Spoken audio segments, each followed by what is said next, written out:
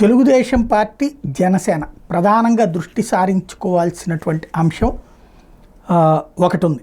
ఏంటయ్యా అంటే సంక్షేమ పథకాల విషయంలో ఏం చేయదలుచుకున్నారు, ఇవ్వదలుచుకున్నారా, ఇవ్వదలుచుకోలేదా? ఇచ్చేసాం, ఇస్తున్నాం కదా సూపర్ 6 అనేటటువంటిది చిట్ చాట్లో జర్నలిస్టులతో మాట్లాడితే వాళ్ళందరూ మన అనుకూల జర్నలిస్టులు కాబట్టి ఏం అడగరు. తెలీదా జనాలకి? కరెంటు ఛార్జీలు తగ్గిస్తామన్నారు, తగ్గించకపోతే తెలీదా? మేము ₹4.80 ఇద్దాం అనుకుంటున్నామంటే నువ్వు ₹4.80 ఇస్తామన్నారా? ఇంతకుముందు అంతే కదా ఉంది.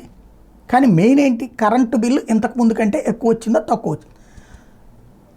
పెరిగింది అతన్ని తిట్టండి, పచ్చి బూతులు తిట్టుకోండి, కానీ తగ్గించిస్తామన్నారా లేదా? లేదా రేటు పెంచబోమన్నారా లేదా? ఇప్పటికే పెంచింది జగన్ పాపం వాళ్ళని పేపర్లో రాసేస్తే రేపు పొద్దున పోతుంది. ఓకే, ఇప్పటికిప్పుడు మనకు ఓట్లేసే అవకాశం లేదు కాబట్టి ప్రజలేం పీకలేరులే అన్నటువంటి ఉద్దేశంతో ఉండొచ్చు. కానీ కడుపు రగలదా బిల్లు కట్టే ప్రతిసారి? అట్లాగే సంక్షేమ పథకాలు ఇవ్వకపోతే, ఇంతకుముందు వచ్చినటువంటి అమ్మ ఒడి లేకపోతే, ఇంతకుముందు ఇచ్చినటువంటి విద్యాదీవెన లేకపోతే కనుక ఏదైతే ఇంటింటికి ఇస్తానన్నట్టు 1500 లేకపోతే, అంతకుముందు చేయూత నేను బీసీ నేస్తామన్నో, ఈబీసీ నేస్తామన్నో, కాపు నేస్తామని వచ్చే డబ్బులు ఏమీ లేకపోతే మొదట్లో బాగానే ఉంటుంది. ఇస్తారులే, రేపు ఇస్తారులే, ఎల్లుండి ఇస్తారులే అంటారు. 7 నెలలు అయిపోయింది. ఇప్పుడు ఇవ్వకపోగా ఇచ్చేసాం, సూపర్ 6 ఇస్తున్నాం, అమలు చేస్తున్నాం అని చెప్తే జనాలు పర్లేదు నిజంగా ఇచ్చేస్తున్నారు అనుకుంటారా?